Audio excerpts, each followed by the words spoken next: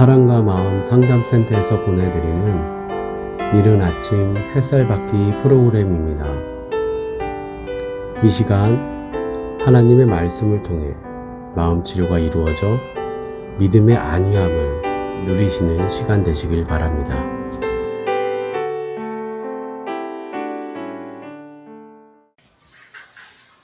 이른 아침 햇살 받기 시간입니다. 우리는 열왕기하 4장을 좀 살펴보려고 합니다. 1절부터 7절까지 얘기를 하려고 하는데요. 엘리야 선지자에게 발생했던 일과 유사한 일이 엘리사 선지자에게도 발생합니다. 선지자의 제자들의 아내 중에 한 여인이 엘리사에게 부르짖어 이르되 당신의 종 나의 남편이 이미 죽었는데 당신의 종이 여호와를 경외한 줄은 당신이 아시는 바나이다. 이제 빚준 사람이 와서 나의 두 아이를 데려가 그의 종을 삼고자 하나이다. 엘리야 선지자에게도 이제 가난에 못 이겨서 이제 애기하고 밥 한 끼 해먹고 죽으려고 하는 사르밧 과부 얘기가 있었습니다. 개인의 사적인 삶에서의 고통, 그 그릇에 기름을 채워주면서 그 기름과 가루가 끊이지 않도록 하는 이 기적과 오늘 발생한 사건과의 연관성이 무엇이 있을까요? 왜 엘리야에게 발생한 사건이 엘리사에게도 유사하게 벌어지는 걸까요? 거기에 부어지는 기름, 왜 기름이 그렇게 상징적 의미로 계속 쓰이고 있을까요? 엘리야의 이 이야기를 엘리사가 모를 리가 없습니다. 엘리사는 쉽게 말하면 선지 동산이겠죠. 지금으로 말하면 신대원생 아니면 수습 전도사 뭐 이 정도일까요? 왜 이 죽은 선지자 생독 왜 빚을 줬을까요? 이제 주석에 보면 이 사람이 오바댜를 가리킨다고 얘기하는 사람도 있습니다. 아합의 국내 대신이었던 오바댜가 당시 이세벨에게 핍박받는 여호와의 선지자들, 그들을 굴에 숨겨두고 필요한 양식을 공급했습니다. 자기의 재산도 다 써버렸고 또 그들을 먹여 살리기 위해서 빚까지 지었다고 하는 이야기. 지금 이 오바댜 얘기일까요? 아무튼 죽었습니다. 그래서 하나님께 이렇게 충성스러운 이 사람이 참으로 비참하게 죽어서 어떻게 죽었는지 모르지만 죽어서 채권자들에게 아이를 뺏길 지경입니다. 종으로 데려가려고 하는 것이겠죠. 그러니까 이 아내는 얼마나 황당무계하겠습니까? 어찌 이 문제를 해결할 수 있는 능력이 이 여인에게는 아무것도 없는 거예요. 그래서 결국 엘리사에게 와서 이제 이런 하소연을 하는 거죠.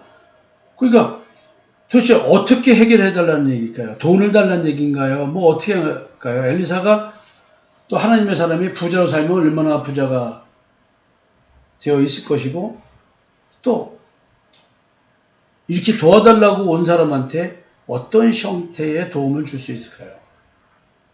엘리사가 그에게 이르되 내가 너를 위하여 어떻게 하랴?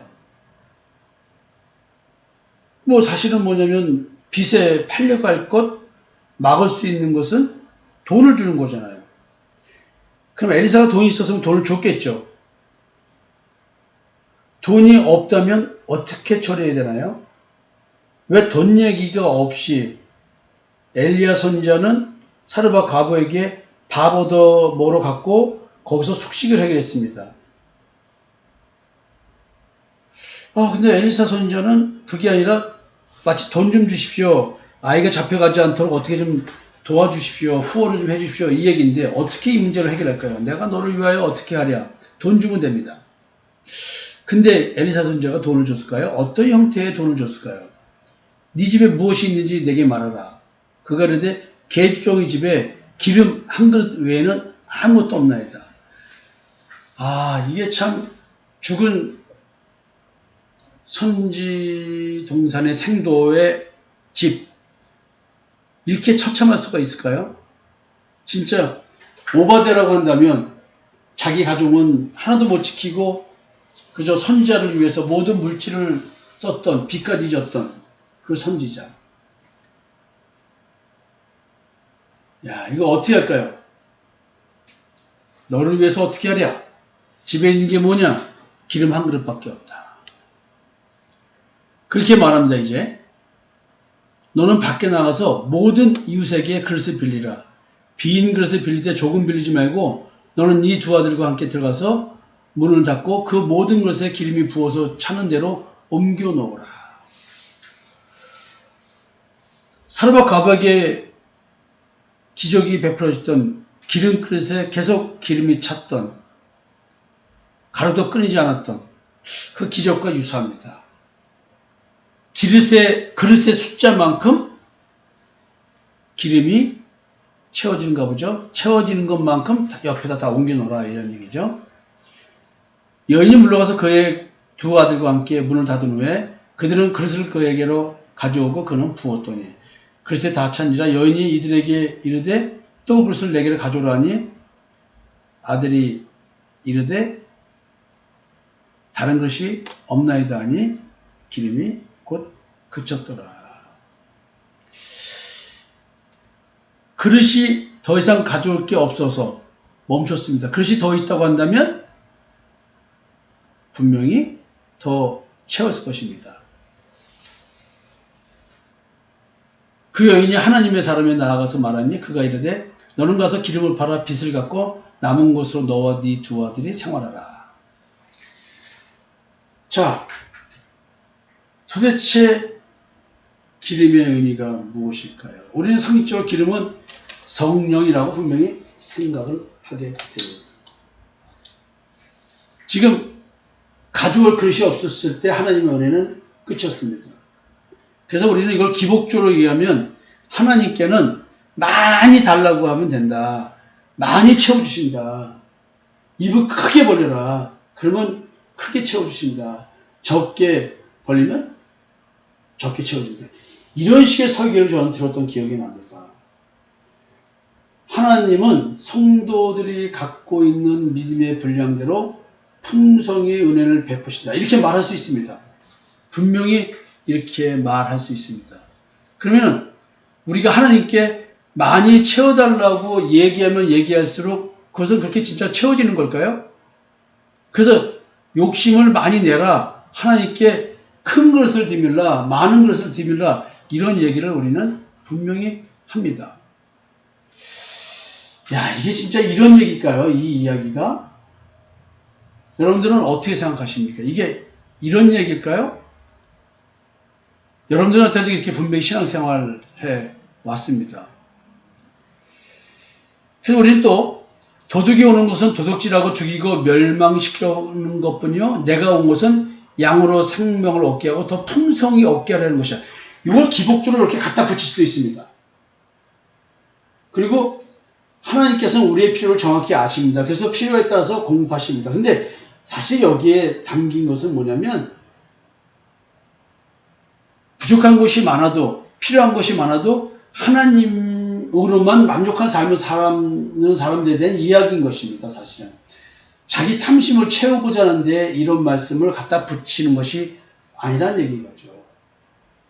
현재 있는 걸 족한 줄 알라 그랬는데요. 근데 이제 이 여인의 말에서 우리는 은혜를 받게 됩니다. 이 기름을 담았는데 이 기름을 어떻게 할까요? 라고 물어봅니다. 그릇을 빌려온 것은 여인입니다. 그러나 그릇에 담긴 기름은 하나님께서 주셨기에 하나님께서 소유하신 그런 기름입니다. 어쩌면 믿음의 분량이라는 말은 성령 충만함의 차이일 수도 있습니다. 어떤 사람은 성령이 충만해도 한 그릇 분량의 일이고요. 어떤 사람은 성령이 충만해도 10그릇에 채워진 기름의 분량을 가지고 일을 할 수도 있을 것입니다. 그게 그 사람의 믿음일 것입니다. 믿음의 분량이 크고 작은 게 아니라 믿음이 크던 믿음이 작던 성령의 충만함의 역사가 중요하다고 생각하겠죠. 왜냐하면 기름은 내가 만들어낸 기름이 아니라 하나님이 주신 기름이기 때문에 이것은 하나님이 주시는 충만이어야 합니다. 여러분들은 지금 그 부자 얘기를 한번 기억해 보셔야 되는데요. 유산을 형과 나누어서 갖게 해달라, 형이 욕심을 부린다, 이런 얘기를 예수님께 와서 얘기합니다. 사람은 누가 나를 너희의 재판장이나 물건 나누는 자로 세웠느냐, 이렇게 말씀하십니다. 그리고 상과 모든 탐심을 물리치라. 사람의 생명이 그 소유에 넉넉한 데 있지 아니하니라. 지금 그렇다고 한다면 하나님께서 이 기름을 채워주신 것은 사람의 생명과 연관된 기적이 아닐까 생각합니다.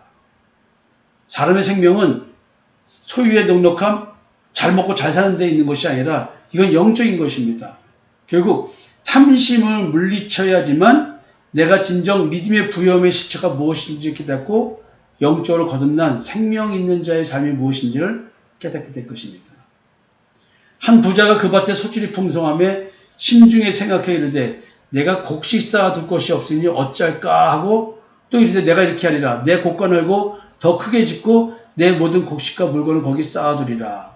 또 내가 내 영혼에 이르되 영혼아 여러 해 쓸 물건을 많이 쌓아두었으니 평안히 쉬고 먹고 마시고 즐거워하자 하리라. 근데 하나님은요 이렇게 말씀하십니다. 어리석은 자여 오늘 밤에 네 영혼을 도로 찾으리니 그러면 네 준비한 것이 누구의 것이겠느냐. 자기를 위하여 재물을 쌓아두고 하나님께 대하여 부여하지 못한 자가 이와 같으니라. 어쩌면 지금 이 얘기일지 모릅니다. 선지동산에서 그 선지자가 되기 위한 훈련을 받고 있는 그 생도의 아내, 자기 남편은 자기를 위하여 재물을 쌓아두지 않고 도리어 하나님께 주시는 그 기름의 충만함으로 인해서 부유해진 자가 된 것이죠. 자기를 위하여 재물을 쌓아두고 하나님께 대하여 부여하지 못한 자가 안 된 거죠. 하나님께 대하여 부유한 자가 되어야 됩니다. 부유하지 못한 자가 되지 못하는 것은 자기 자신을 위한 삶을 살 때 그렇습니다. 예수 그리스도의 만남, 참 하나님 여호와의 만남을 자기를 위하여 재물을 쌓는 것과 연관짓지 말고 하나님에 대하여 부유함을 갖는 그 신앙으로 가라는 얘기죠. 기름을 팔아 빚을 갚으라는 거예요. 율법적 신앙생활, 원죄. 우리는 율법의 저주에서 우리는 그 대가를 치러야 됩니다. 근데 기름을 팔아서 빚을 갚으라는 얘기는 성령의 충만함을 따라 예수 그리스도의 십자가의 대속의 은총을 전하라는 생각이 아닐까요? 복음을 전하라. 네가 체험한 은혜를 전하라. 기름을 판다는 얘기는 나가서 진짜로 빚을 갚는다는 얘기. 빚이 뭘까요? 우리의 빚이 뭘까요? 우리가 빚진 자 되었다고 하는데, 여러분, 빚진 자. 여러분, 바울이 얘기하는 빚진 자. 내가 하나님께 빚을 졌을까요? 안 졌을까요? 당연히 빚을 졌죠? 근데 우리는 왜 그 하나님께 빚을 갚으려고 하지 않을까요? 빚을 갚는 건요, 사실은 성령 받은 자만이 가능한 것입니다. 바로 고백합니다. 헬라인이나 야만이나 지혜 있는 자나 어리석은 자에게 다 내가 빚진 자다. 형제들아, 우리가 빚진 자로 돼 육신에 져서 육신대로 살 것이 아니라. 그러니까 탐심의 지배를 받고 탐심과 정욕의 지배를 받고 자기의 정욕과 탐심과 정욕의 지배로 받는 삶을 사는 것이 아니라는 거죠. 빚진 자라는 말은 예수 그리스도의 십자가의 대속의 은총을 믿는 믿음으로 사는 것이라는 것입니다. 네, 여러분, 오늘도 어쩌면은 이 여인의 고백처럼 이 기름을 어떻게 할까요? 하나님이 주신 것인데 어떻게 할까요? 기름을 팔아서 빚을 갚고 하나님께 진 빛을 우리 갚는 하루 되었으면 좋겠습니다. 오늘 하루라도 한번 빚을 갚아보지 않겠습니까? 작은 입술 벌려서 복음의 빚을 진 것을 갚으셨으면 좋겠습니다. 빚 갚는 하루 되십시오. 감사합니다.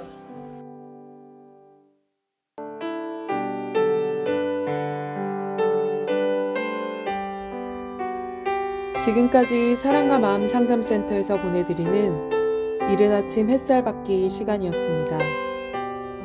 오늘도 하나님의 사랑을 경험하며 자기 성찰이 이루어지는 하루가 되시기를 기도합니다.